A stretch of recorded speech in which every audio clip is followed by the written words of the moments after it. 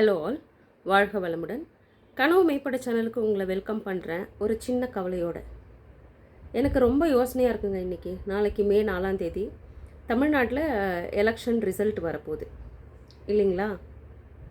இந்த ரிசல்ட் இப்போது ரீல்ஸ்லேயே ஆகட்டும், யூடியூப்ஸ்லேயே ஆகட்டும், சோஷியல் மீடியாலலாம் பார்க்கும்போது இந்த சின்ன குழந்தைங்க, அதாவது இளைஞர்கள்லாம் என்ன ஆச்சு தமிழ்நாட்டில் இருக்கிறவங்களுக்கு அப்படிங்கிற மாதிரி வருத்தமாக இருக்குது. அதாவது கட்சிகள், பெரிய பெரிய கட்சிகளாக இருக்கக்கூடியதில் விசுவாசிகள் நிறைய பேர் இருக்காங்க. அவங்கெல்லாம் இந்த மாதிரி யாரும் பேசினதும் கிடையாது, யாரும் இந்த மாதிரி செஞ்சதும் கிடையாது. ரொம்ப கவலையாக இருக்குது. சாகிறது ஒரு சாதாரண விஷயமே கிடையாது இல்லையா? நான் இந்த மாதிரி சொல்கிறேன், யோசிச்சு பாருங்கள். உங்கள் தலைவர் இந்த எலெக்ஷனில் தோத்துட்டாருன்னு வச்சுக்கோங்களேன். இப்போ தான் அவர் அரசியலுக்கே வந்திருக்காரு. அவர் இன்னும் அவரை மெருகேற்றிட்டு சரியாக செய்கிறது, மக்கள் சேவையை சரியாக செய்கிறதுக்கான வாய்ப்பாக அடுத்த 5 வருஷத்தை ஏன் நீங்கள் எடுத்துக்கக்கூடாது?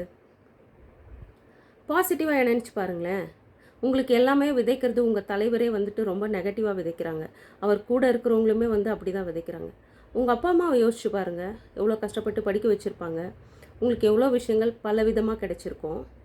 உங்களுக்கு அடித்தளத்தில் இருக்கிற கஷ்டங்கள் தெரியாமல் வளர்ந்ததுனால இந்த மாதிரி எமோஷ்னலாக பேசுகிறீங்களா என்னன்னு எனக்கு தெரியல.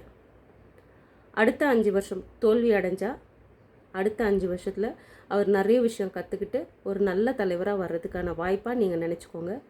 நீங்கள் தப்பான முடிவு ஏதாவது எடுத்தாக்கா என்ன ஆகும்? உங்கள் தலைவருக்கான ஒரு ஓட்டு கம்மியாயிடும் இல்லையா? ஓட்டு பேங்க்கை கம்மி பண்ண போகிறீங்களா? யோசிச்சு பார்த்துக்கோங்க. உங்கள் வாழ்க்கை உங்கள் கையில், உங்கள் தலைவரோட வாழ்க்கையும் உங்கள் கையில். நீங்கள் நினச்சா ஒரு நல்ல தலைவரை உருவாக்கலாம். தலைவர் நினச்சா தொண்டர்களை உருவாக்குறது இல்லை. சரிங்களா? உங்கள் தலைவர் நல்லா இருக்கணும்னா நீங்கள் தான் யோசிக்கணும். பல தலைவர்கள் அப்படி தான் எடுத்துக்காட்டாக வாழ்ந்துட்டு வராங்க இன்னும் தமிழ்நாட்டில். அந்த விதத்தில் எனக்கு பெருமையாக தான் இருக்குது. நீங்கள் அதை பாழ் பண்ணிடாதீங்கன்னு நான் வேண்டிக்கிறேன். தேங்க்ஸ் ஃபார் வாட்சிங்.